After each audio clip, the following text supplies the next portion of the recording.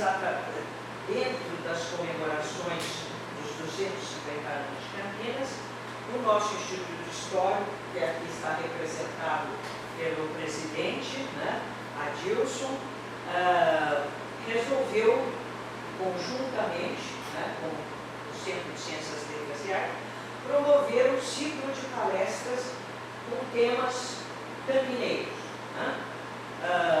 E virão outros colegas que vão falar à noite, certo, o público será maior, que vão falar sobre outros aspectos da história de Campinas, né? E são, inclusive, historiadores, né? Porque, na realidade, eu não sou uma historiadora, eu sou uma antropóloga, né? Eu sou uma antropóloga porque trabalhei a vida inteira com a questão da cultura, né? Antropóloga, eu comecei a minha carreira mais na área da antropologia física, fui muitos anos, fui uns 4 ou 5 anos professora de paleontologia humana, né? Tive que fazer genética humana com genética de populações, com Pedro Henrique Saldanha, Frota Pessoa, Faculdade de Medicina, Anatomia. Fiz tudo isso para fazer o meu trabalho, a minha pós-graduação, que foi em antropologia física. Mas à medida que fui adentrando e continuando, e lecionando, e quando vim para Campinas nos anos 70, né, porque fiz a Universidade de São Paulo, fui professora na Universidade de São Paulo, e quando vim para Campinas, deixei a USP e, na época, já com criança pequena, fui para a PUC, e lá fiquei quase 30 anos.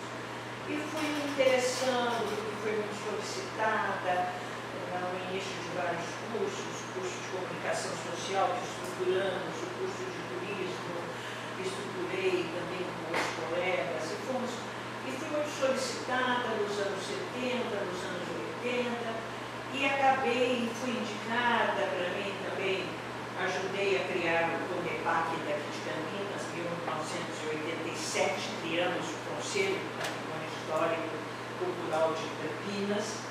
Eu sou co-criadora desse ano. Fui conselheira do Estado, fui conselheira do ICOM Brasil, enfim, fui me envolvendo com muitas questões e comecei a me dedicar mais realmente à preservação do patrimônio cultural. Até porque,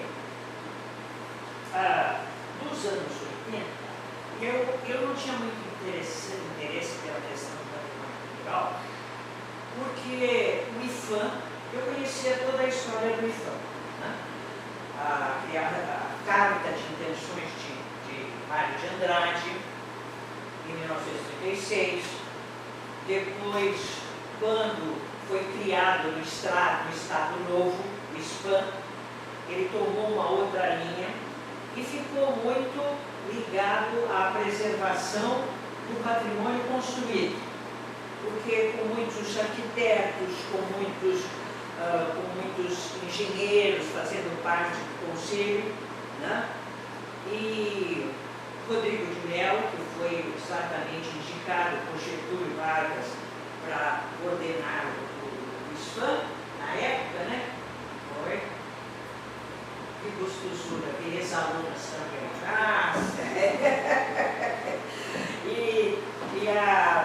Então, o SPAM tomou uma direção de preservar o patrimônio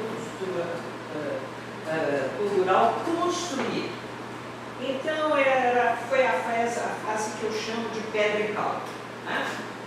Então, nós temos, são igrejas, tem uma razão de ser, Até eu acho que eu pus isso aqui, você passa lá para mim? Eu pedi para minha neta passar um roteiro aqui para mim, porque senão eu entro por muitas perífrases e daqui a pouco eu estou falando outra coisa que não tem a ver com o que eu vim falar.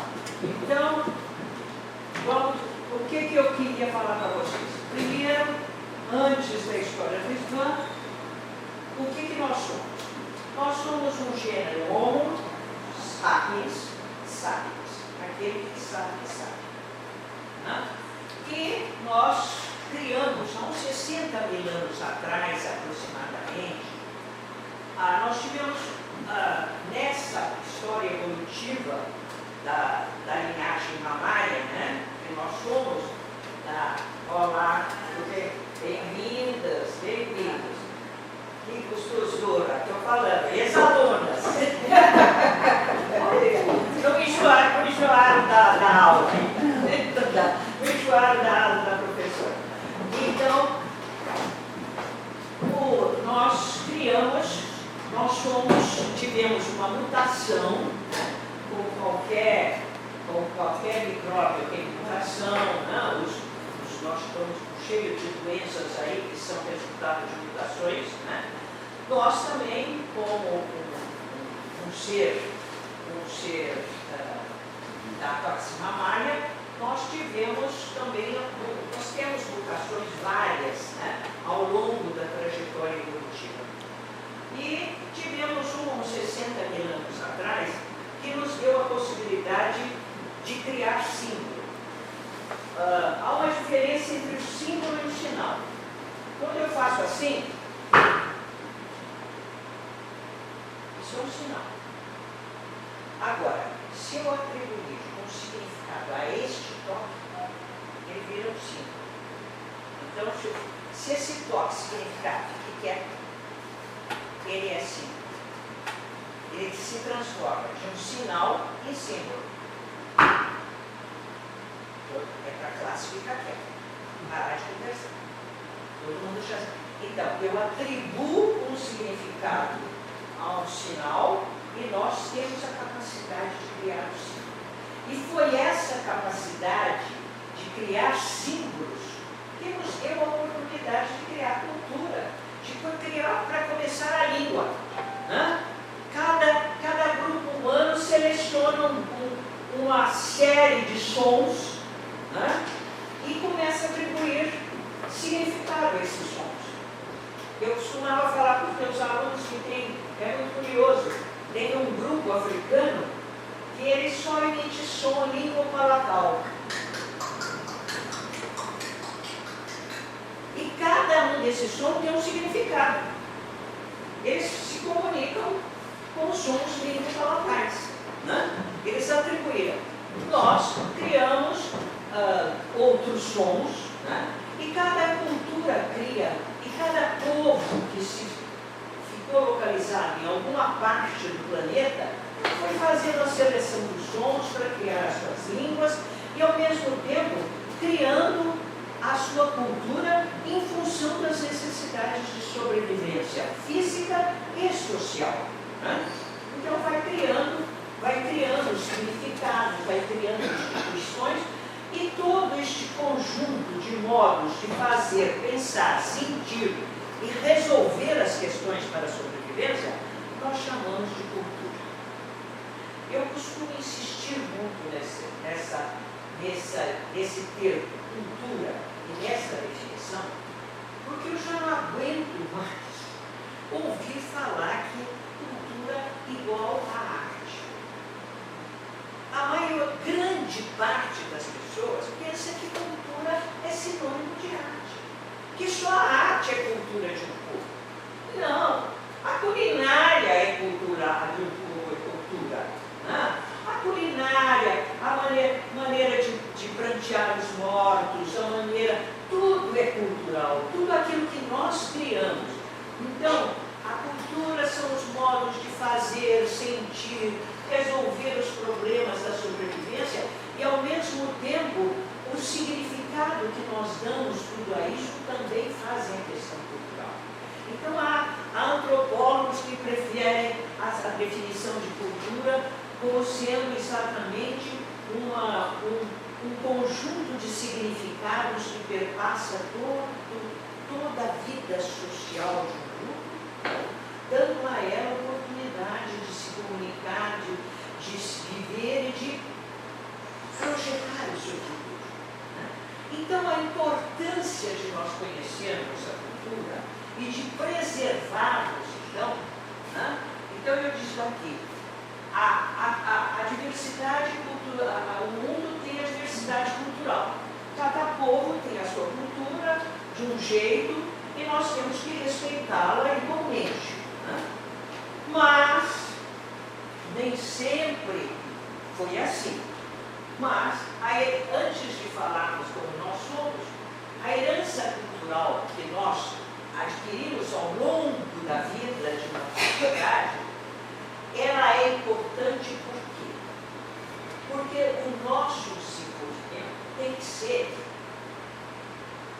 tem que ter a ver com aquela cultura. E não mimete, copiado de outros povos, né? Infelizmente, a nossa história brasileira não é assim. Por quê? Porque nós nascemos o quê? Colônia. Nós já nascemos colônia. O Brasil nasceu colônia. Então, a nossa história não é uma história de que nós criamos a nossa cultura e fomos o nosso patrimônio cultural. Pelo contrário, nós começamos a importar o que vinha de fora. E nos foi imposto, muitas vezes, um modelo cultural que não tem a ver com a nossa realidade. Não tem a ver com a nossa realidade, né? Mas por quê? Não interessava ao dominador que nós enxergássemos o nosso, a ponta do nosso sapato. Não interessa. Ao dominador não interessa que você se autoconheça, reconheça, né? Então, nós surgimos como colônia, né? E o nosso desenvolvimento até hoje não é autorreferido. Ele não é referido à nossa própria realidade. Nós somos miméticos. Nós vivemos importando que os outros falam que é ótimo, que é maravilhoso, que é progressista, que é desenvolvimento, que é isso. Eu gosto muito de uma definição do Celso Furtado de desenvolvimento, né? Celso Furtado diz que o desenvolvimento é aquilo que um povo faz e se desenvolve para resolver os seus problemas reais de sobrevivência.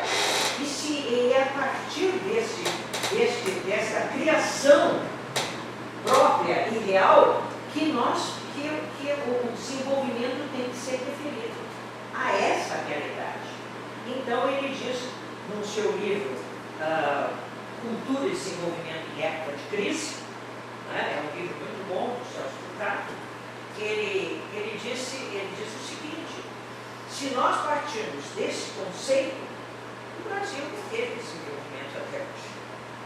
O nosso desenvolvimento não tem referências propriamente nossas, né? Não tem. Então, aí, Alcides, pode passar o outro?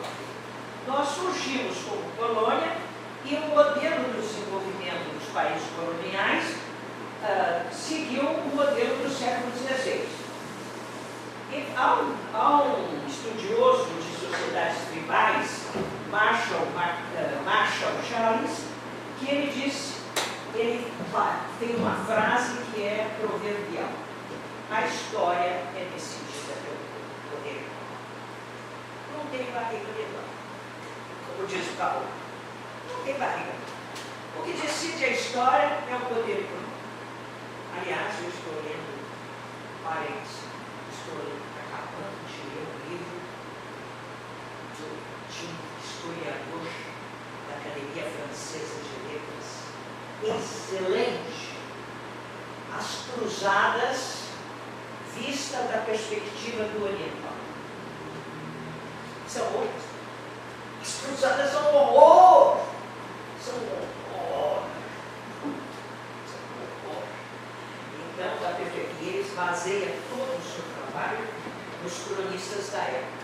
Todos os cronistas da época do Oriente, de Damasco, de várias regiões do Oriente, ele cita as páginas, cita os nomes dos cronistas. Então, nós falamos da cruzada da perspectiva do Oriente, né? Foram para conquistar Jerusalém, etc e tal, levar a cruz de Cristo, etc. Do outro lado, a visão é outra. Da mesma forma como quando eu fui ao México, fiquei, em 1982 eu fui ao México, percorri toda a península de Yucatán e visitei todos os sítios arqueológicos do México, que é uma beleza, é uma coisa maravilhosa que merece ser visitada. E trouxe um livro de lá que foi exatamente a conquista do México a partir do olhar dos descendentes maias e astecas. Foi também uma destruição em massa, né? Hoje nós falamos muito, ontem parece que foi aniversário da destruição na Primeira Guerra Mundial, da invasão da Armênia, do genocídio armênio, foi um genocídio armênio, parece que ontem foi aniversário do genocídio armênio, e a gente, o Brasil até hoje não reconheceu o genocídio armênio. É um dos poucos países que não reconheceu ainda o genocídio armênio, né? Então, nós nem lembramos desses outros genocídios que houveram por aí, né? E nós, infelizmente, participamos disso tudo, vimos isso tudo acontecer, né? E acabamos entrando naquilo que eu chamo no mimetismo, né? Que no século XVI nós tivemos uma mundialização da cultura europeia, né? A cultura, século XVI, grande conquista do mundo, né? Pelos grandes impérios europeus fazendo as conquistas, e Portugal, e eles, etc.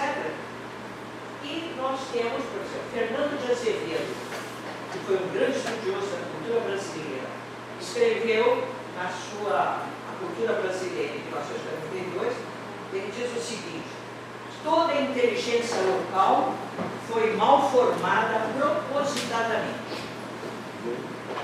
Foi mal formada propositadamente no processo histórico e social que objetivou, antes de mais nada, alienar o homem de sua própria realidade a fim de transformá-lo num elemento dócil capaz de colaborar com o interesse explorador.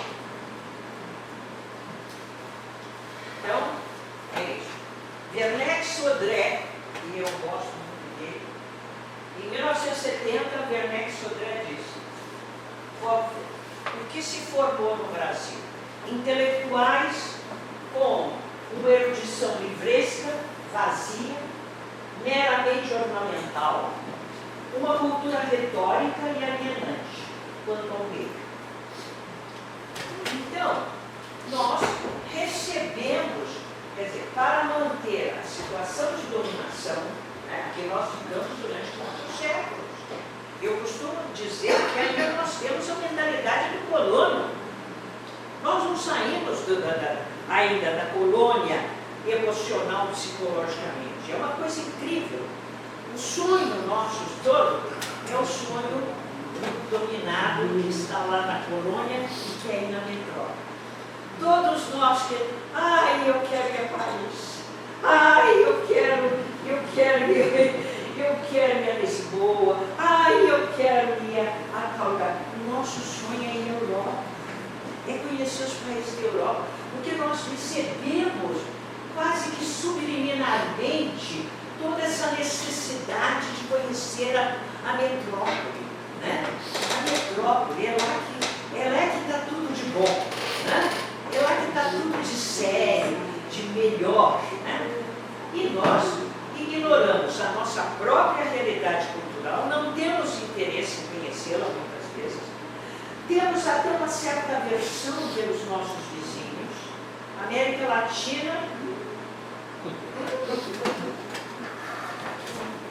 conheceu o que na América Latina? Por exemplo, como eu disse para vocês, a gente, para ir ao México, precisa vencer os filmes de cowboy. Os filmes de cowboy fizeram o mexicano. Para justificar a dominação de uma compra sacana de pedaço do território mexicano, pelos norte-americanos, pelos Estados Unidos, eles jogaram o mexicano nos filmes de cowboy, sempre encostado assim, com chapéu e borracho. Não é? É assim que passou o filme. Mas sempre o exército americano com a bandeirinha no final dos filmes, lembra? Gente, isso é manipulação. Isso é manipulação. É passar. É como também nós temos hoje a televisão, na internet, entendeu? Vai criando as figuras do jeito que interessa ao dominador, né? Aquele que quer dominar. E nós precisamos ter espírito crítico, analítico crítico, e ver que nós não podemos continuar assim, né? Porque senão nós nunca vamos levantar os pés. Antes de ontem eu vi a entrevista do Aldo Rebelo. Aldo Rebelo, que já passou pelo PCdoB, pelo PT, já foi agora está em o Aldo Rebelo é um homem muito inteligente. Minha mãe era uma professora e adorava correspondência com ele. Escrevia carta para ele em Brasília, porque ele era um defensor da língua brasileira, assim como o Mário de Andrade. Vamos defender. Macunaíma é praticamente a criação da língua brasileira. Né? A língua brasileira, ele quase que propõe em Macunaíma. Né? Não a língua portuguesa, a língua brasileira. Né? Então, Aldo Rebelo, o que disse? Todo mundo ficou encantado com o Macron vindo aqui, né? O Macron vindo aqui e falando que ele não vai fazer com o Mercosul não vai para a lógica. O Mercosul pode ir para frente com o Macron, porque senão ele perde tudo. Os agricultores dele estão na rua querendo que ele não receba nada do Brasil.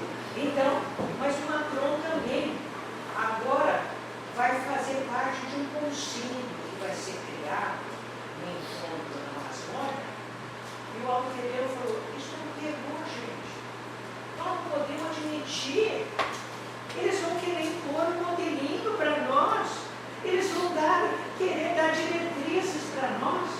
Enquanto a Guiana Francesa está a 1000 por hora, a Amazônia não pode fazer isso, não pode fazer aquilo, não pode fazer aquilo lá, não pode fazer isso, não pode fazer aquilo. Não podemos fazer nada. Entendeu? Não há amizade entre países, há interesses. Só interesses. Não há amizade. Né? Então, passa o outro, faz favor.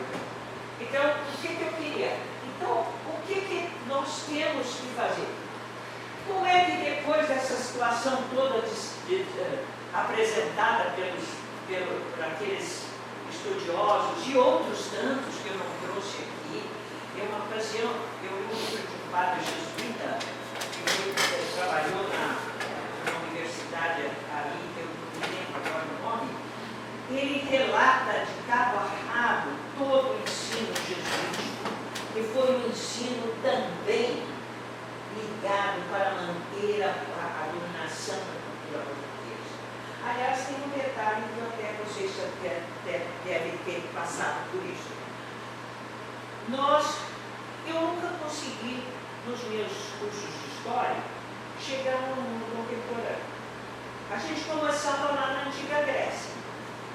Aí era a Antiga Grécia, muitos detalhes, eu sei tudo da Antiga Grécia. Eu sei tudo de Roma. Aí era os romanos. Aí depois era a Idade Média, né?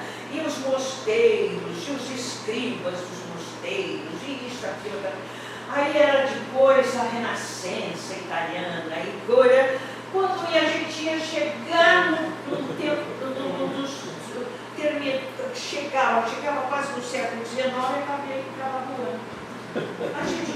Eu nunca cheguei na história contemporânea, nos meus. Então, esse padre jesuíta dizia, foi um modelo concebido para exatamente não deixar você enxergar o bico do seu sapato. Foi concebido para você estar bem, entendeu? E, infelizmente, as nossas escolas continuam assim. Aliás, até pior, como um colega falou. Encontrei um rapaz fazendo história e geografia na alfabeto. Ele estava estudando história e geografia, mas ele era na alfabeto. Bom, então, quando chegou, passado isso, nós chegamos no século XX e surge aquele movimento dos modernistas, né? Os modernistas.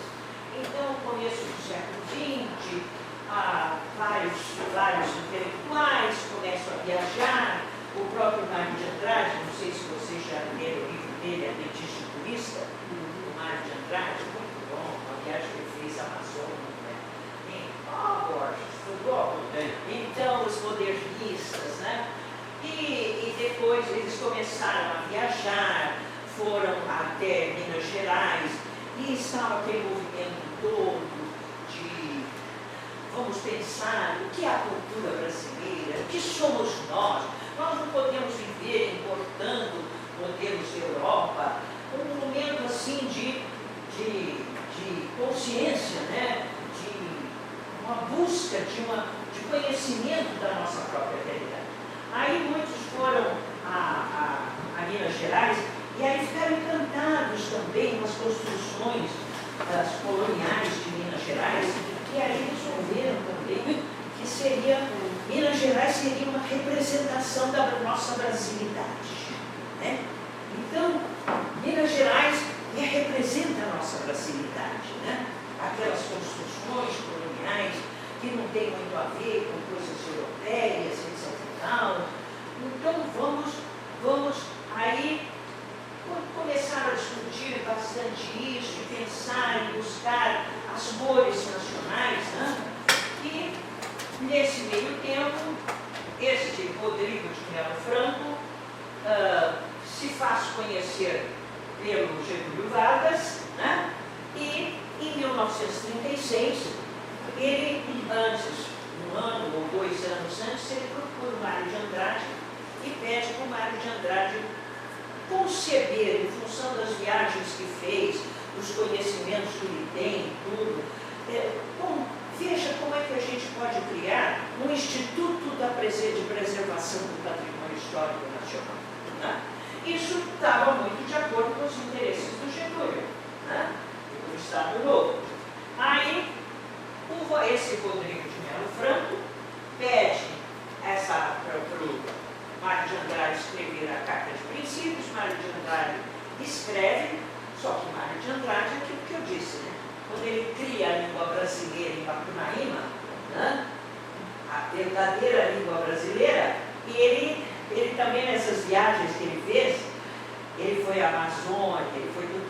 Então, ele viu coisas tão nacionais, tão diferentes, que ele concede um Instituto de Preservação do Patrimônio Cultural Nacional, mas falando nas artes indígenas, nas artes, e arte para ele era mais ou menos um sinônimo do que nós antropólogos chamamos de cultura.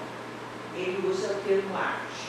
Então ele fala, a arte que seria a cultura indígena, a cultura caiçara, a cultura regional dos vários locais, que deveria ser preservado, não só as línguas, os costumes, isso aqui. Mas acontece que Rodrigo de Melo Franco coloca para fazer parte do antigo SFAM, né? Do antigo SFAM, ele coloca aqueles que conheciam, por exemplo, construções, né? Então nós temos arquitetos, engenheiros, né? Poucos historiadores no contexto, no grupo, e o SFAM começa, o antigo SFAM, que hoje é IFAM, né? Instituto do Patrimônio Histórico Nacional, população daquilo que nós chamamos pedrical, né? E de preferência das classes dominantes. Então tomba-se o palácio de tal lugar, o palácio do bispo, o palácio do governador, a casa do grande fazendeiro, a fazenda dos grandes cafeicultores, dos grandes produtores rurais, entendeu?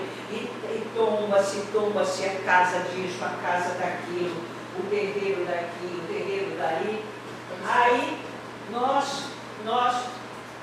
é uma fase que vai ser dominante das classes dominantes e eu trouxe aqui até uma lista dos tombamentos que nós temos aqui no Condefac de Campinas, no Condefac, só para vocês terem uma ideia. Aqui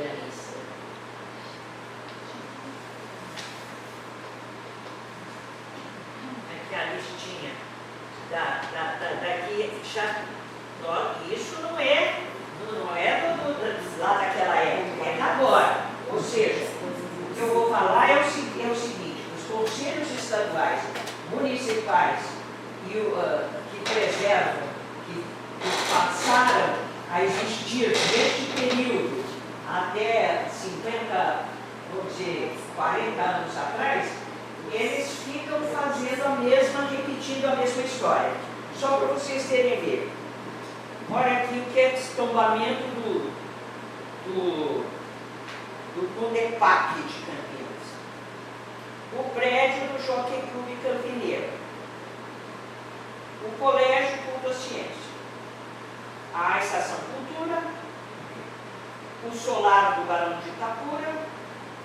A Casa Grande Túlia. O Palácio dos Azulejos. O Palácio da Mogiana. As oficinas da Companhia Mogiana do Estado de Ferro, o antigo Colégio Sagrado Coração de Jesus, o solar do Barão de Ataliba Nogueira e assim por diante. Então são construções, são solares e isso representando o patrimônio cultural de um povo. Né? Acontece que isso durou de 1936 até mais ou menos os anos 75, 80. De repente, o próprio IFAM dá uma guinada. Dá uma guinada, por quê? Porque o mundo mudou. O mundo mudou. Né? O próprio IFAM dá uma guinada. Porque em 50 anos nós mudamos mais do que em 5.000 anos na história da humanidade. Uma velocidade imensa. Tivemos aumento populacional, urbanização, globalização, avanço tecnológico, universo digital. Nós mudamos em 50 anos no mundo o que numa velocidade que não fizemos em 5.000 anos na história da humanidade. Né? Foi violento. Tudo mudou. Tudo mudou. E nós estávamos ali nos anos 80, também com recém-saídos de um regime militar. Uma nova Constituição Cidadã, a Constituição Cidadã. Então o SFAM também viu que ele tinha que dar uma mudada assim. Ele não podia só ficar falando, tombando castelo, solares, etc. e tal, e nem só falando em patrimônio cultural, como nos tinham ensinado. A Europa nos tinha ensinado propositadamente. Né? Você, agora um parênteses, quando vier no fim do século XIX, nós importamos os modelos de museu da Europa, os museus da Europa, eles também trazem ideologicamente essa ideia do que nós devemos mostrar. Né? O que nós devemos mostrar como sendo um patrimônio móvel, porque o museu trabalha não com patrimônio imóvel, mas com patrimônio móvel. Então nós mostrávamos também só coisas bonitas, né? É a baixela, são as joias na catedral de coisas, os cálices, né? Você vai na Bahia, você tem uma beleza de museus, dos cálices dourados das igrejas, você tem, né, aquele ouro usado nas igrejas, etc. Os museus mostravam isso também, né? Mas nos anos 80, com todas essas mudanças significativas, o IPHAN, a partir da mobilização de vários segmentos da sociedade e da própria Constituição Cidadã, que amplia o conceito de patrimônio cultural. A Constituição Cidadã amplia o conceito de patrimônio cultural. Ela inclui todas as camadas sociais, que é o que eu, como antropóloga, sempre entendi como cultura. A cultura não era a produção da intelectualidade local.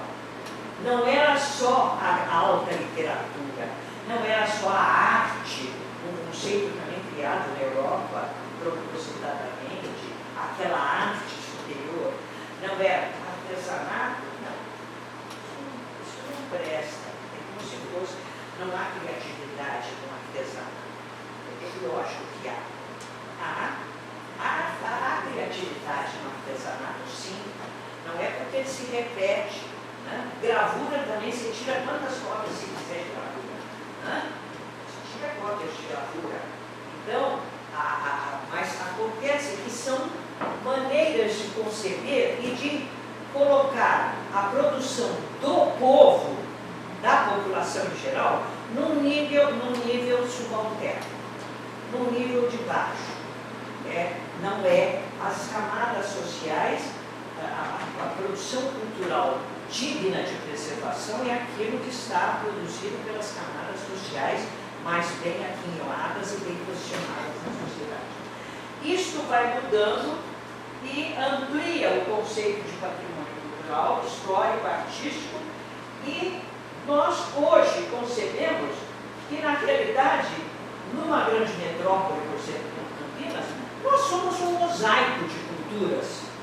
Nós somos um mosaico de culturas. Então, como agir, como atuar na preservação?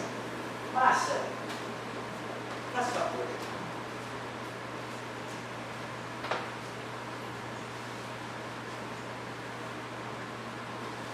Bom, como é que eu, como não sou historiadora, como disse, e sempre isso tudo me incomodou como antropóloga, eu comecei a atuar nos espaços onde eu estava.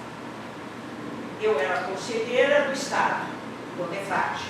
Eu era conselheira do ICOMBR, o International Committee of Museum, com a sede no Brasil, e era também conselheira do ICOM latino-americano.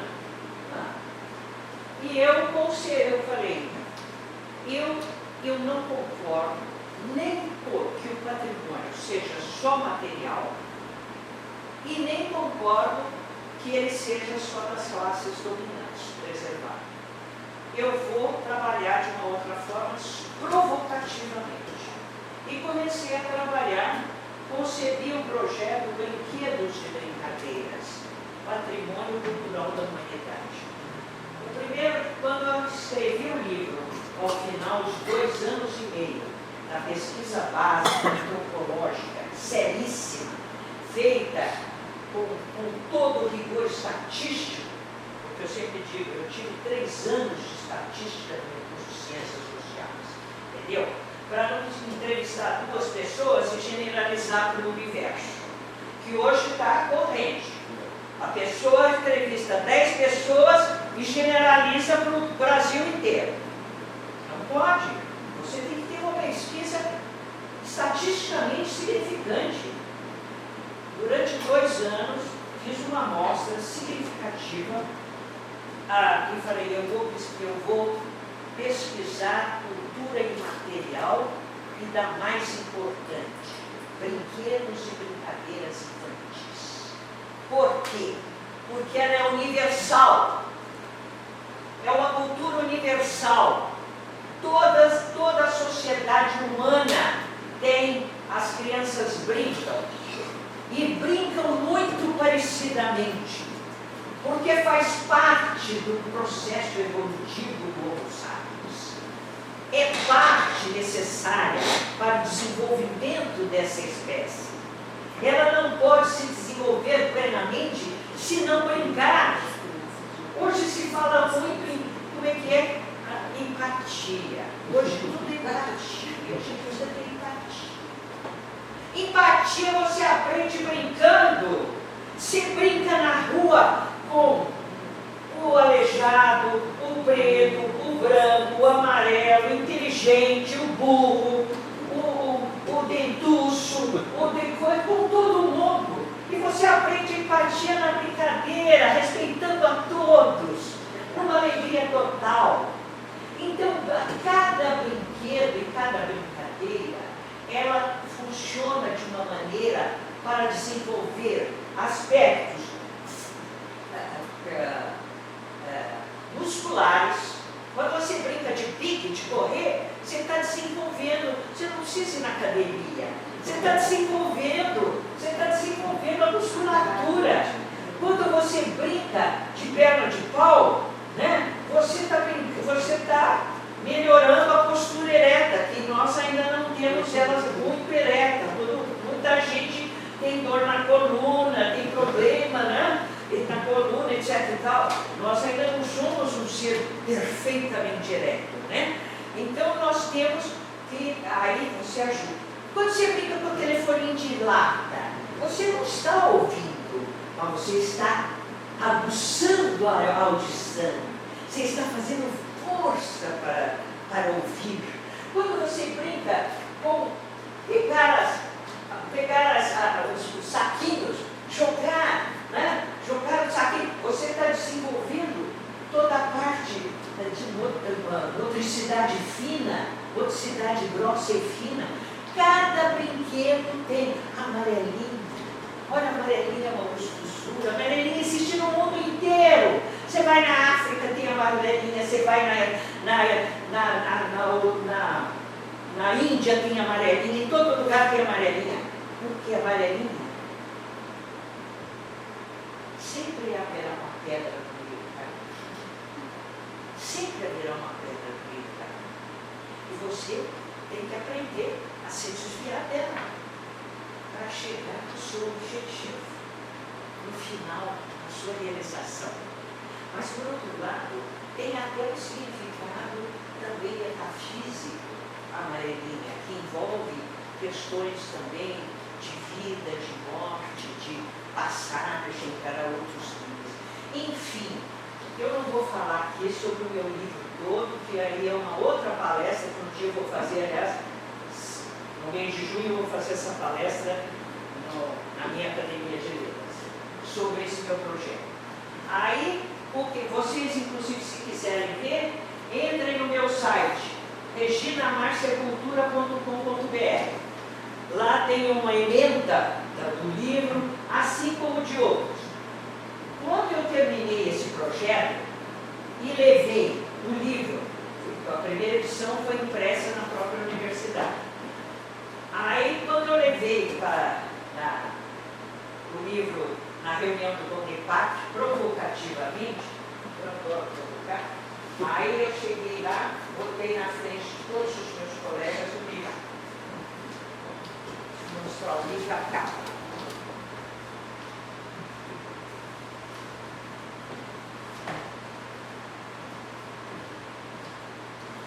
Coloquei o livro na frente. Os colegas chegaram, eu cheguei um pouco antes da reunião, coloquei. Chegaram, olharam. Oh, nossa! Nossa, presidente! A nossa amiga aqui está usando, hein? Brinquedos e brincadeiras da humanidade para patrimônio cultural. Arquitetos, engenheiros, né? Mas tinha historiador.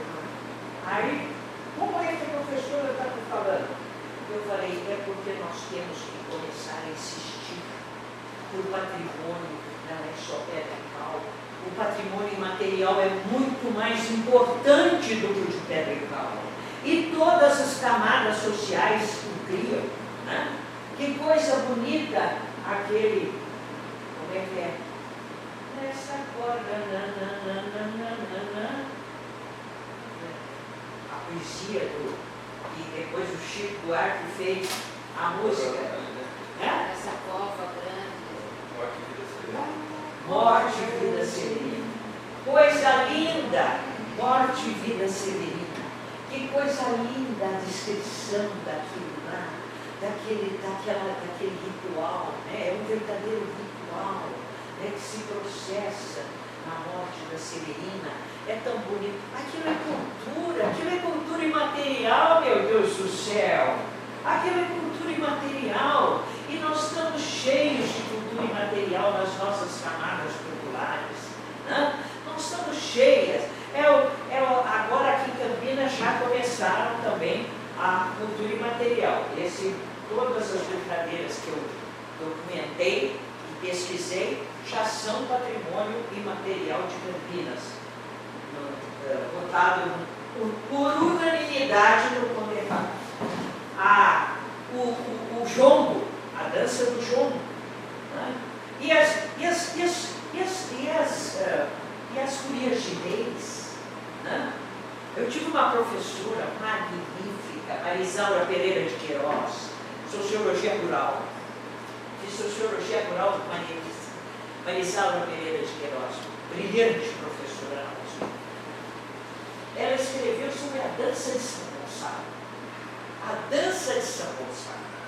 E ela mostrou que na dança de São Gonçalo, se o fulano que dança, que é o chefe da dança, ele, na sociedade em geral, ele não tem qualquer significado. Ele não tem significado. Ele é um ajudante de pedreiro. Só que quando ele entra na folia, e ele é o chefe da folia, ele assume uma outra posição. Ele assume aquilo que é a realidade dele, né? Ele é o condutor da folia de reis. Ele é um ser importante. Então a Marisaura Pereira de Queiroz mostrou como essas tradições, esses comportamentos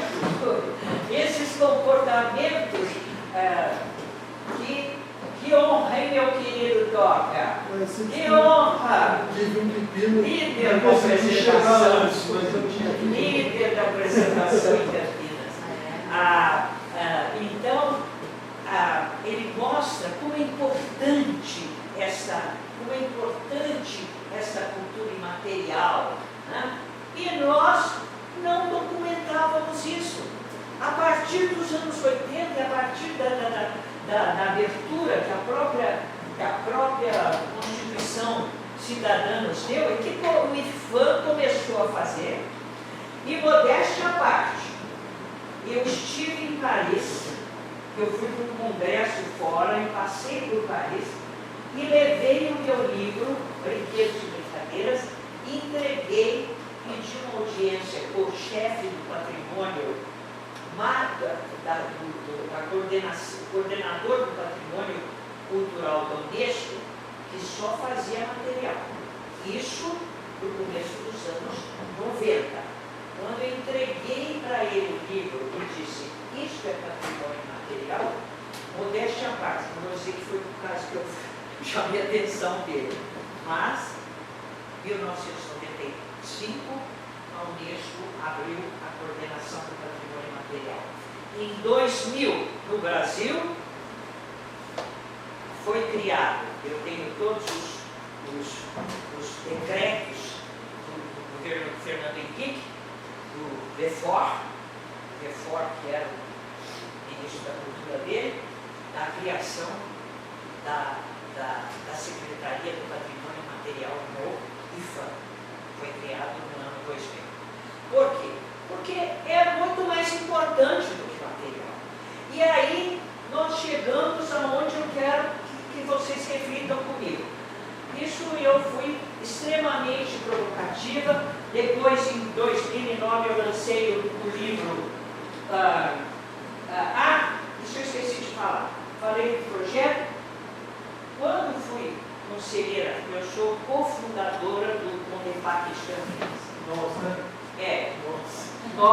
Nós, né? Nós somos cofundadores, né, Toca? Quando chegou agora, há pouco tempo, 2013, eu cheguei para o presidente e falei, escuta, pelo amor de Deus, o pessoal não está sabendo o que é patrimônio cultural. Fica uma discussão idiota aqui dentro, para ficar tombando coisa que não tem. Esse pessoal precisa de um suporte teórico para poder. Eles vêm aí, ele representa não sei o quê, ele representa o sindicato do não sei o quê, e vem aqui e não conhece nada, ele não tem o que opinar né, uma ignorância total no conselho. Aí o secretário, que era o 2 anos. Hã? 2003? Não, 2013 foi 2 anos, o Jonas. Do Jonas. Ney Carrasco. Hã? O Ney Carrasco. Ney. O Ney Carrasco, bom, aos 83 eu estou às vezes esquecendo o nome. Aos 83 os nomes às vezes as fogem. O Ney Carrasco chegou para mim e falou assim, professora Regina, a senhora coordena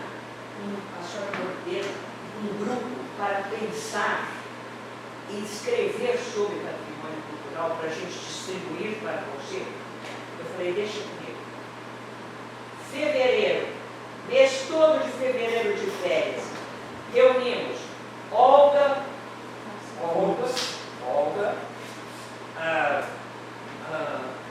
que é socióloga, a Maria, o nome já esqueci, psicóloga, depois o pintor, o Mário Pintor, Mário Graven Borges, pintor, mais a aquela arquiteta, que foi arquiteta do departamento do planejamento, não. Rosana, do arquiteto do planejamento, e eu coordenando o grupo, antropólogo. Então reunimos pessoas de formações diferentes, produzimos um documento que, modéstia à parte, é maravilhoso. O sentido e os caminhos da preservação do patrimônio cultural de Campinas, cidadania inclusiva. E vocês podem ler na revista online do Instituto nosso Histórico, Geográfico e Genealógico de Campinas. Tem esse trabalho lá. Distribuímos naquela ocasião para o plenário do campo. Agora, há pouco tempo, eu pedi demissão do conselho, porque eu pedi várias vezes para distribuir. Os conselheiros atuais também são rasos.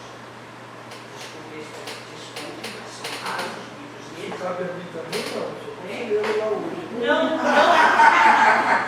Não distribuíram o documento, ninguém sabe o que é patrimônio e fica uma discussão. E a própria legislação da Constituição, eu sou contra o decreto de criação que está vigente, porque foi modificado também demais ao longo do tempo, daquele nosso original de 87. Cada ano faz uma modificação. Não tem ninguém, né, só representante. Um difícil Universidade Católica de Campinas, Unicamp, sindicato do não sei o quê, sindicato dos arquitetos, sindicato do não sei o quê, população de bairro, de comunidades, ninguém, é como se não existisse em Campinas.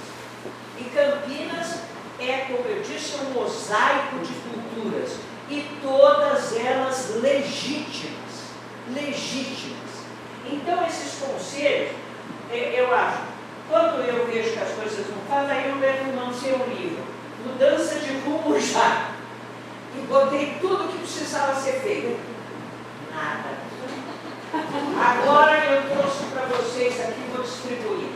Agora eu fiz lancei em 2019 uma cartilha de educação patrimonial.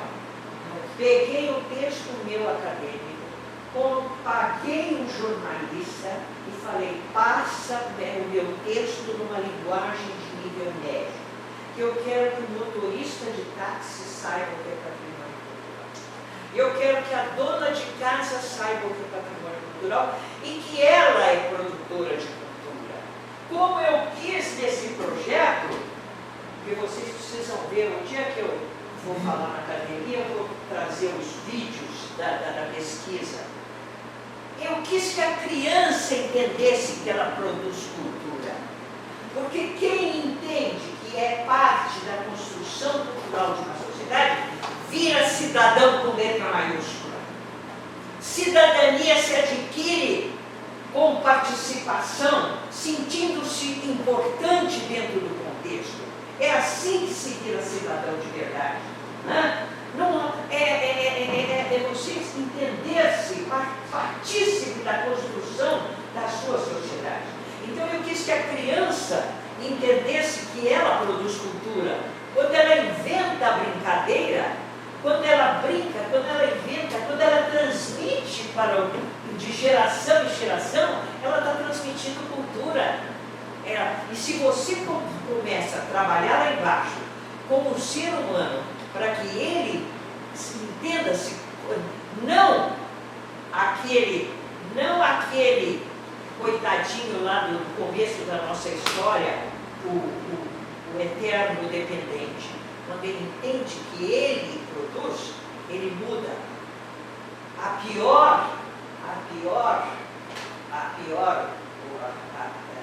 que você não pode fazer é fazer vamos dizer, tirar as pessoas do contexto cultural. Então nós chegamos naquela história, passa, por favor, com tanta luta e tanto projeto e tanta participação, eu fiquei surpreendida em ler. Eu não é surpreendida hoje, eu estou surpreendida faz tempo do desinteresse em Campinas pela preservação, pela pichação, já fui falar na Câmara Municipal sobre pichação, já por que pichado, por que picha, por que destrói, por que roubam, por que atacam, porque não se sentem parte. Para se sentir parte precisa haver trabalho sério.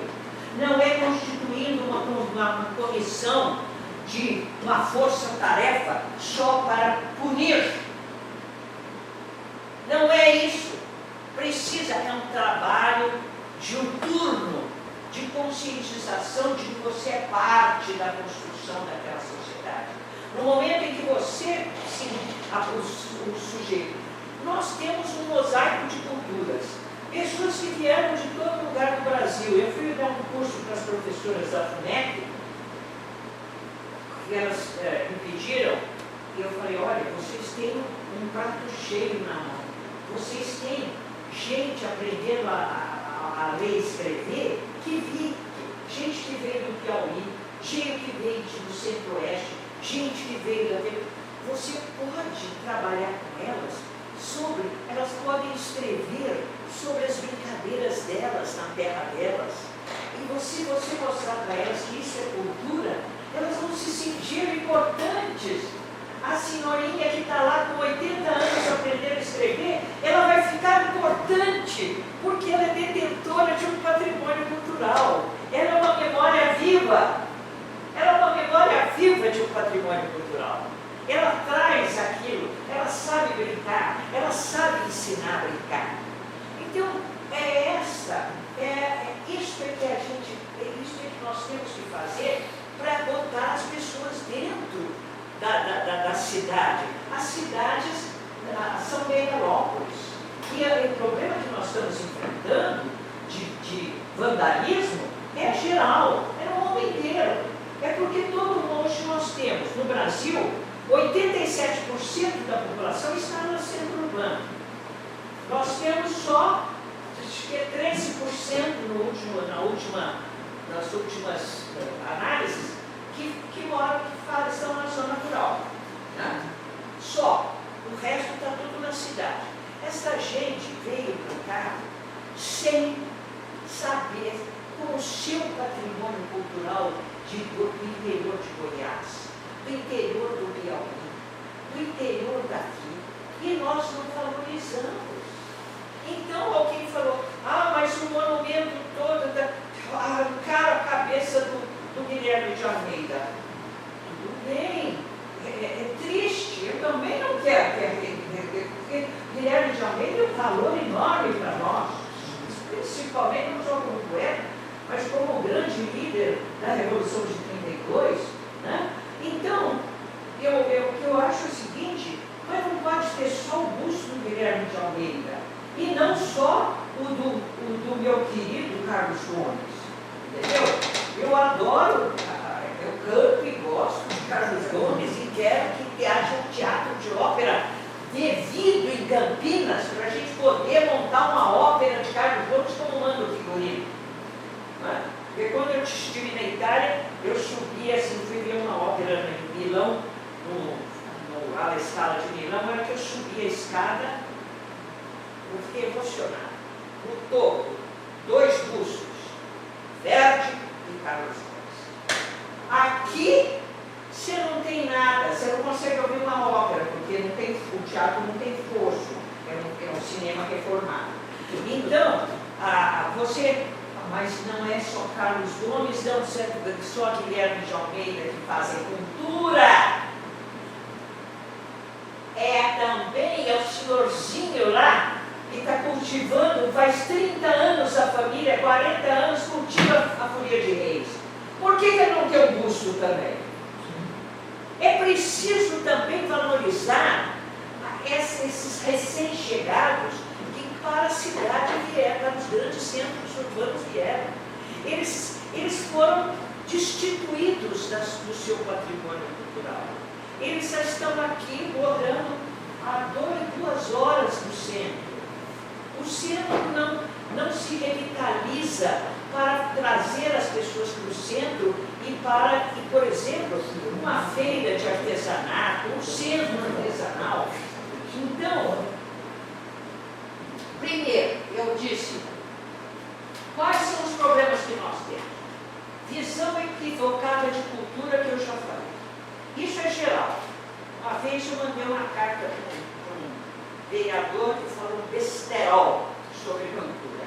Eu mandei uma carta para ele, falei, senhor, me desculpe, mas na próxima vez que for instado a falar sobre isso, o senhor declina o convite. Declina. Aí ele perguntou para você, o que é declina?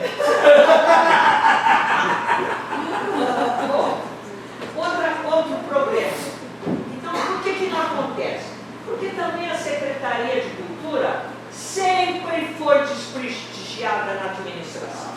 Sempre. Por quê? Porque eles acham que a cultura é fazer festinha. É convidar um tocador de viola para tocar lá na praça, no quiosque, lá no Coreto. Então eles pagam 50 mil para o tocador de viola cantar lá e acham que estão fazendo cultura. Entendeu? Eles não entendem o que é, como se trabalha com a questão cultural. E aí por quê? Porque não é que, por exemplo, conheço atual. A Alexandra é uma gracinha, foi minha aluna 2 anos na faculdade. Ela é esforçada, ela é lutadora, mas, meu Deus, ela não tem verba. Acanhada a recuperação do centro histórico da cidade, que você acabou de dizer, passa o outro, fazendo favor. O centro histórico está sendo recuperado muito, nada. E eu vou dizer para vocês, contar uma experiência que eu fui aprender no Canadá. Eu li num artigo da revista do ICON, Internacional Comitê Fuzil, eu li que no Canadá havia um trabalho muito interessante desenvolvido na província do Quebec, que inclui Quebec dos franceses, que foram os que primeiro aportaram no Canadá, e que eles estavam fazendo um trabalho de recuperação das tradições francesas no Canadá. Por quê? Porque a Toronto, que é muito inglês, norte-americano, estava acabando com a cultura, as tradições francesas.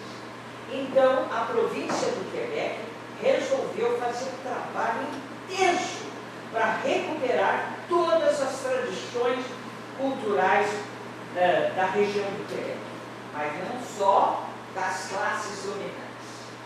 Eles criaram isto aqui. Eu já apresentei isso uma ocasião à Secretaria de Cultura de Campinas. Este Economuseu é uma coisa maravilhosa.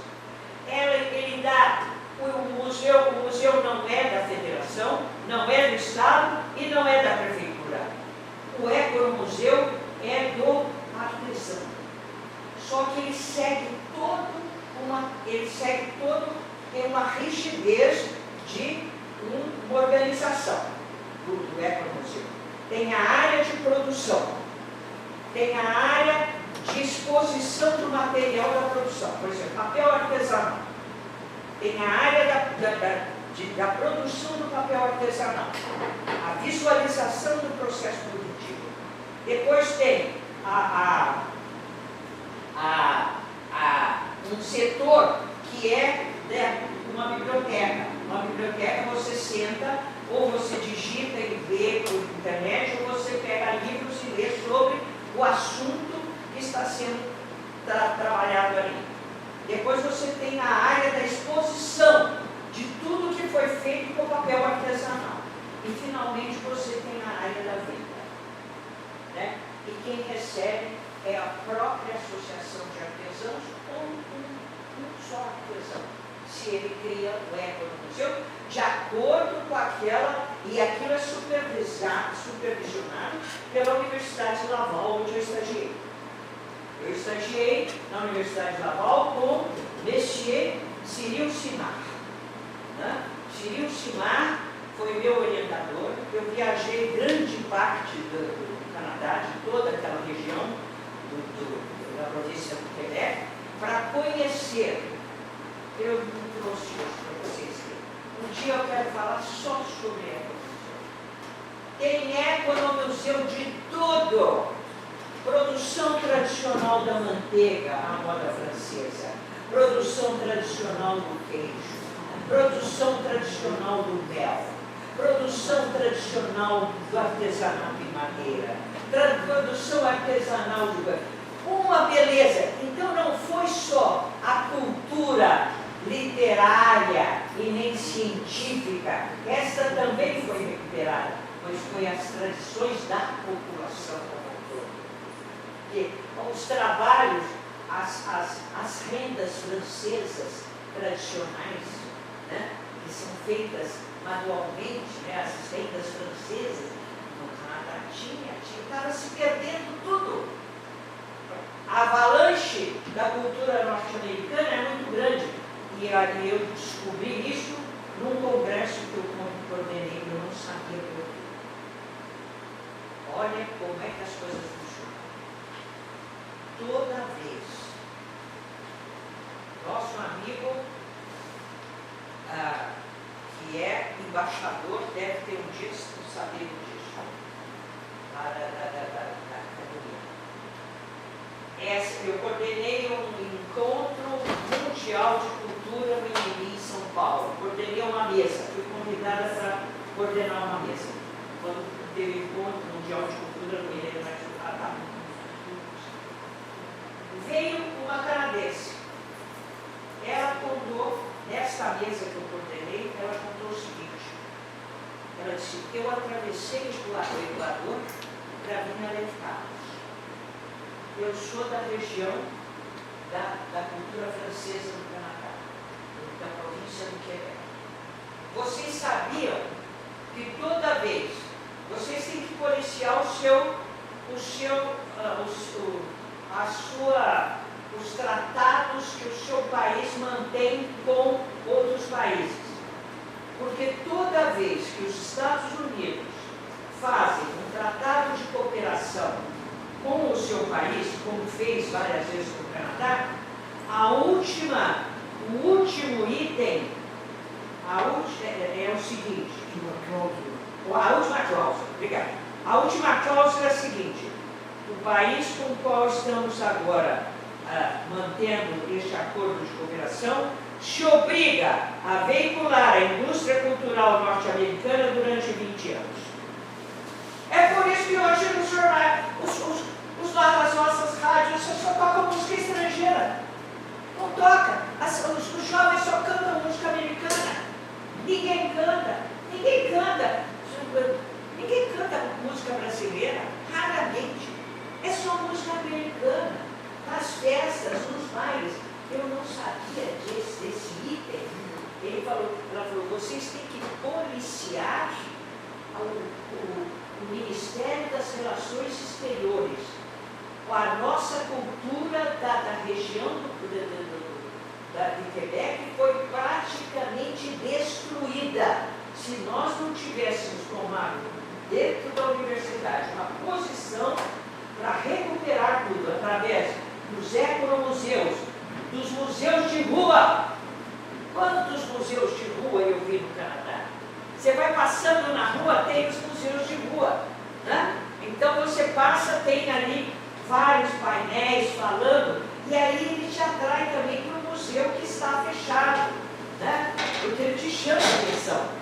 Museus de rua, a estimulação, este ecomuseu, ele estimula demais o turismo cultural. Quando eu estava lá, eu fiquei 2 meses no Canadá. Ficava assim, o centro. Criaram um museu, eu fiz estágio no Museu da Civilização de Quebec. Um dia, um dos diretores, que não era da área cultural, ele era diretor financeiro do Museu da Civilização, me convidou para almoçar. Nós saímos, fomos almoçar ali num restaurantezinho até debaixo ali do Museu da Civilização. Conversando com ele, sabe o que ele me disse? Ele falou, professora, a senhora sabe que eu não sou da área, nem da área, eu não sou sociólogo, eu não sou historiador, eu não sou antropólogo, eu não sou da área, da sua área. Eu sou administrador de empresas. E sabe por que eu estou no Museu da Civilização? Porque hoje, para cada dólar que nós investimos no Museu da Civilização, estão entrando 8. Para cada dólar entram 8. Aquela época, em 1995, eu fui ao Canadá. 1995. Eles entram, para cada dólar entram 8. Né? Então, é preciso investir muito, e nós investimos em turismo cultural. Hoje, o Brasil pode ser o top do mundo em turismo cultural, dada a diversidade que nós temos nós somos um continente com muita diversidade cultural. É norte, nordeste, sul, centro-oeste, cada lugar uma cultura diferente. É preciso investir muito nisso, né? Agora, vocês podem perguntar para mim, como é que se faz isso? Como é que se faz? É criando uma força-tarefa que vai punir quem faz? Não.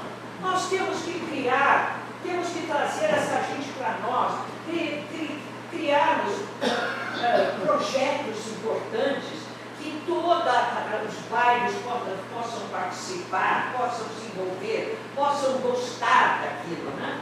Eu tenho falado muito sobre o projeto Brinquedos de Brincadeira, além dessa história do projeto de brincadeira, quando eu estava lá na PUC, ainda, o que eu fiz? Funcionários da PUC vieram falar comigo, professora, diz que a senhora valoriza muito a cultura popular, está correndo aí na boca pequena aí dos funcionários. A senhora deixa a gente fazer uma festa de São Gonçalo? Eu falei, lógico, aqui no pátio dos Leões, deixei os funcionários da PUC, aqueles que capinam a grama, aqueles que capinavam a grama, que montaram a festa de São Gonçalo no pátio dos Leões. Ele, diretor de faculdade, que passou assim, não podia nem olhar, né? Ele foi falar para o reitor que eu estava desvirtuando a universidade. Ainda bem. Então, eles participaram, eles amaram, eles trouxeram as violas, dançaram o catira, né? Porque na festa de São Gonçalo eles dançam catira, né? É muito bonito. Eu filmei todo aquilo lá. Depois eu fui filmar também uma festa, uma folia de reis, um encontro de folia de reis. Mas nós temos que fazer essas coisas, envolver todas as camadas sociais da sociedade. Entendeu? É isso que nós temos que fazer. Agora, passa o último. Aí vocês podem falar assim para mim, mas é difícil fazer. A Secretaria de Cultura, você já falou que não tem dinheiro. A Secretaria é desprestigiada. O vereador não sabe o que é cultura. Mas o que nós podemos fazer? Um grupo. A cidade é nossa. É assim que funciona. Vamos constituir um grupo de cidadãos. A cidade é nossa. Vamos preparar documentos para entregar aos candidatos agora que vão se candidatar a prefeito. Vamos preparar documento e vamos lá. Entregar. Escuta, você se compromete a fazer isso? Esse grupo aqui está disposto a te apoiar. Você tem que assinar. Você tem que assinar. Você vai assinar. Entendeu? Pegar um candidato que, qual você acredita, que também tem sensibilidade, e vamos lá, um grupo, organizar um grupo. Vamos lá, a cidade é nossa. Não é só de vocês, a cidade é nossa. Vocês administram porque nós pagamos os impostos e vocês administram com o nosso dinheiro. Nós queremos isto. Você se compromete? Assina. Nós vamos trabalhar para você. Entendeu? Mas você vai cumprir. Porque se não assinar, não cumpre. O Jonas Donizete foi meu aluno 2 anos. Fez uma reunião conosco lá da academia. Eu falei tudo que eu estou falando aqui, eu falei para ele também, não tão longamente. Mas eles já tinham ouvido as minhas aulas. Já tinham ouvido a minha aula. Não, professor, fica tranquilo.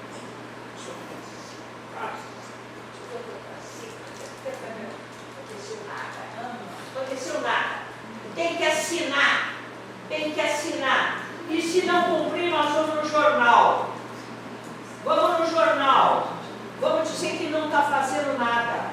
Entendeu? Do que se comprometeu. Está na hora, hein? Está na hora. Está na hora. Porque os políticos nos usam. Usam e abusam de nós. Entendeu? Então, é tudo... É narrativa para cá, narrativa para lá, narrativa para cá, narrativa para lá. Nós entramos na gracinha e ficamos ferrados. Bom, esse grupo tem que ser permanente e nós vamos fiscalizar. Vamos ficar aí, de olho, fiscalizando. Vamos trabalhar para mudar a lei municipal de preservação. Porque também é aquilo que eu falei. Só tem a universidade, só tem isso, não tem nem representante de bairro. É como se não existisse. Não é, doutor? Não existisse. É só a turma de cima. Bom, vamos mudar a lei municipal. Vamos insistir na valorização da Secretaria de Cultura. Escrevendo artigos. Vamos mandar artigo para o jornal. Vamos fazer folheto. Vamos fazer painel. Botar outdoor na rua. Entendeu? A gente ajuda o dinheirinho, faz uma coisinha. Bota um outdoor na rua. Gente, a história é feita pelos homens. Tem revoluções que começaram aqui, o nosso querido professor de História sabe. O professor de História, nosso presidente do Instituto de História. Tem revolução que começou com 6 pessoas. 6 pessoas começaram a discutir, entendeu? Nós temos que ser cidadãos com letra maiúscula e não ter medo, ou então esse país não vai chegar a nada. Porque Brasília é uma estratosfera, né? Dá outro patamar. Eu já não sei quem está me representando lá, porque são tantos jogos de vidas e vidas que eu já não sei mais quem é que me representa, né? Então nós temos que valorizar a Secretaria de Cultura, fazê-la ter uma dotação orçamentária própria, e não, porque é sempre assim, é só educação, as maiores dotações foram educação, transporte e educação, transporte e medicina. Saúde. O resto não tem dotação. Cultura não tem nada. É uma judiação. Porque também é o seguinte, não que eu falei, eu acho são esforçados, fazem o melhor que podem. Mas, por exemplo, quem são os escolhidos para dirigir a secretaria? É assim, ganhou o partido X. E aí, ele que indica, ele já está comprometido, ele indica o secretário disso, o secretário daquilo. Às vezes ele não tem no seu grupo um especialista, mas ele não quer saber, ele indica aquilo que é e que vai ser uma tristeza. Bom, nós temos que manter matéria permanente na imprensa. Matéria permanente. Queremos isso. A cidade é nossa. Não está cumprindo, não está fazendo. Eu faço parte de uma frente parlamentar. O Toca e eu somos a frente parlamentar também. Lá na coisa. Discutimos muita coisa, né, Toca? Valeu a pena aquela. Vale a pena. Vale a pena participar de uma frente parlamentar. Passar o bastão, nós temos que passar o bastão. Vai discutir, surgiu muitas ideias, muitas coisas interessantes. Jogar matéria na imprensa permanente, mesmo que ninguém daqui queira cargo político. Ninguém quer cargo político. Vamos trabalhar pela cidade. E a diversificação dos monumentos e animação cultural. Por quê? Porque em finais de semana. É o que eu estava falando. Os monumentos diversificados, não só dos grandes nomes, não só do Rui Barbosa, do Guilherme de Almeida, do Carlos Gomes, também de outros, tentar conhecer das outras camadas sociais que estão trabalhando, que estão dando suor e lágrima para essa cidade crescer. Estão trabalhando diuturnamente, que tem as suas culturas particulares, que tem as suas atividades interessantes. Nós temos que conhecê-las, né? Por exemplo, tem o grupo Afro. Gente, a escravidão mais triste do mundo foi em Campinas. Esses grupos Afro têm todo o direito de ocupar espaços consideráveis. Ano passado plantaram o baobá na porta da prefeitura.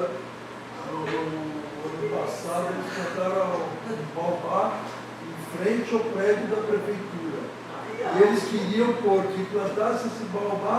Planta lá atrás, não, o lugar deles é na frente. Muito bem. Do lado do seu Rosa. É lógico. Eles Aliás, têm uma coisa importante. Toda vez que a gente fazia, eu me lembro que as exposições que eu fiz lá na PUC, muitas vezes, de brinquedos, de brincadeiras, porque esse projeto tem história. 35 anos de história. Eu fiz exposições, inclusive de brinquedos e brincadeiras infantis, exposição que depois eu levei para o exterior, com o apoio da Vale, a Ida da Vale. E fui convidada para expor no Museu de Arqueologia de Montevidéu. Levei a exposição para lá. E eu me lembro que quando eu fui colocar um brinquedo, quando nós fomos fazer a montagem, as minhas colaboradoras disseram assim, Regina, a gente pode pôr assim, uns tijolos, umas tábuas, assim, e pôr os brinquedos. Eu falei, quê? Não. Eu vou mandar construir blocos de madeira com cúpula de vidro, entendeu? Com cúpula de vidro, forrado de veludo vermelho, bloco, e não vou pôr a coroa do rei, eu vou pôr o carrinho de rolemã. Quando você muda o suporte, você valoriza. E nessa exposição que nós fizemos ainda no antigo prédio da Pepasa aqui, fizemos a exposição, quem eram os monitores da exposição? As próprias crianças, que participavam das minhas oficinas, participaram 10 anos da oficina Preservar Brincando. Eles fizeram as petecas, eles fizeram os carrinhos de rolemã, eles fizeram os caminhãozinhos de caixinha de fósforo, eles que fizeram, entendeu? E eu pus em cúpulas de vidro como se fosse uma coroa do imperador. Você valoriza. E a criança foi o monitor da exposição. Quando trouxeram as famílias, vocês não podem imaginar. Pai, mãe, avó, tios, crianças da rua, e vinham, oi professora, tudo bem? Tudo bem? Ai, lá o meu filho fez questão, ele que está me mostrando tudo aqui. A família encantada que o menino fez o carrinho de rolemã estava exposto. Gente, o primeiro isolamento é cultural que você faz na cidade.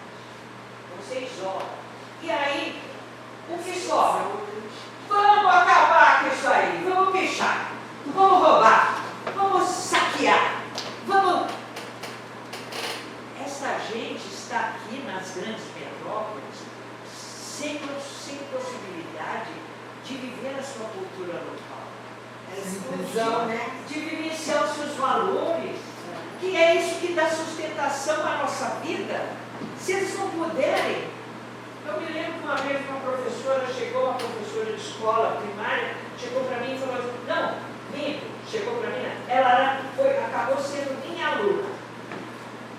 Um dia ela chegou para mim e falou, professora, depois de uma aula da senhora, eu entendi por que eu tenho uma aluna que até hoje eu tinha uma antipatia por ele.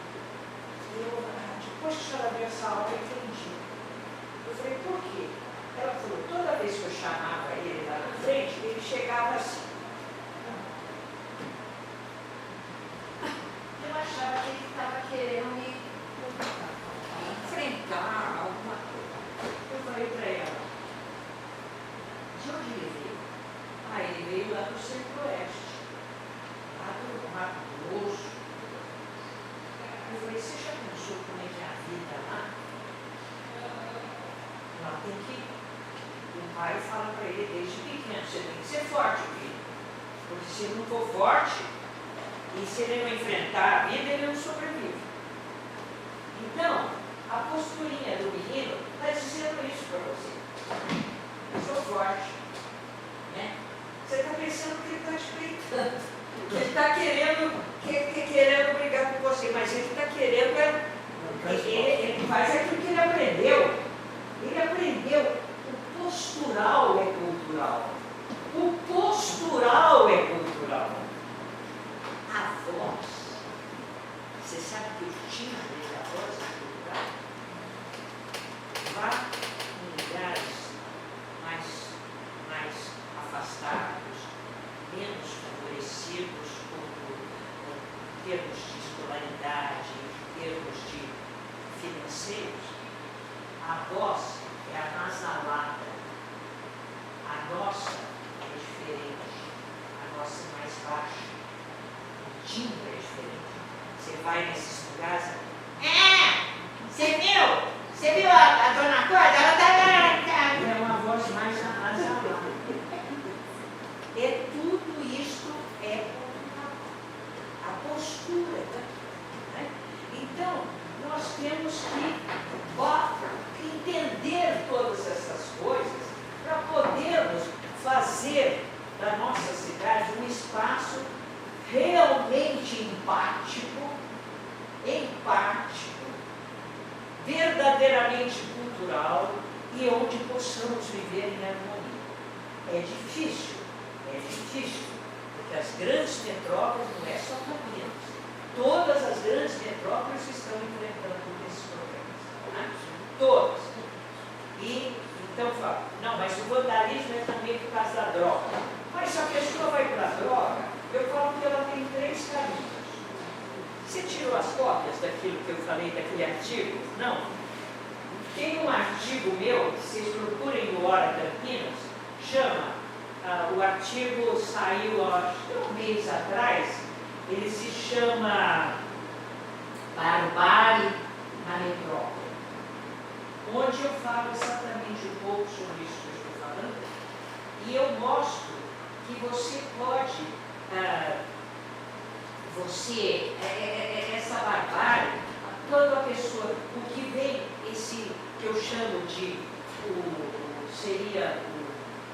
eu falo que o órfão cultural, nós estamos cheios de órfãos culturais na cidade. Ele não consegue adentrar a sociedade. Então, essa orfandade cultural, porque ele não consegue viver a sua própria cultura onde ele se formou. Ele não entende, ninguém trabalha para incluí-lo. O que ele vai fazer? Ele vai, de certa forma, ele vai pichar em todo lugar que ele puder, ele vai arrancar a cabeça, ele vai... E aí tem 3 lugares que eles fazem proselitismo, para incluir essas pessoas. O proselitismo religioso. Por que o religioso é uma forma de proselitismo? Porque quando ele entra numa dessas igrejas inúteis que se abrem pela cidade, cada hora abre uma, o pastor espera ele na porta. Ele já vai de terra, gravar. Ele cresce. Então ele já sente alguém, ele está sendo inserido. Que bom que ele foi incluído, ele foi absorvido através da religião. Mas tem outros, onde ele vai se sentir alguém também. É o proselitismo criminoso. O criminoso, o chefe da droga é o fulano, mas ele me pôs do lado dele, eu sou o subcomando. Ele adquire significado. É uma fome por significados. É uma fome por significados, por reconhecimento. Todos nós queremos ser reconhecidos. Todos nós, né? Queremos ter reconhecimento por alguma coisa. E essas são, então eu falo, são os órfãos culturais da grande metrópole. Estão ali, meio perdidos, andam 3 horas para chegar no serviço, trabalham, voltam para casa e não tem, não usufruem. É preciso, então eu acho que se queremos preservar a história e a cultura da nossa metrópole, nós temos que mudar as nossas culturas. Né? A metrópole não somos só nós, somos nós e os outros que estão marginalizados e que precisam ser incluídos. Mas passa por tudo isso que eu já falei. Eu vou encerrando aqui, porque senão vocês morrem de cansaço.